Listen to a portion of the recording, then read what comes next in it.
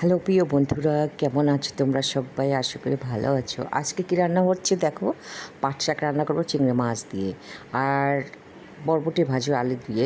তারপর তোমার আম হবে, টক আম, মানে আম ডাল হবে, আম হবে না।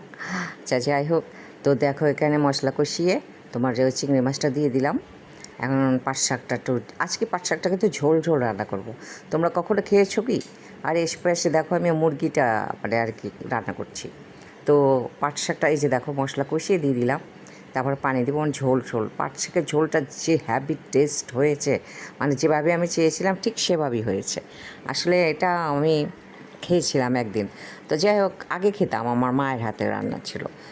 আমি আজকে করলাম, আমারও আজকে খুবই মজা লেগেছে। বন্ধুরা তোমরা কিন্তু করে খেও, অনেকই টেস্টি। যাই হোক, আমার আজকে রান্নার মেনু তো দেখেই ফেলো।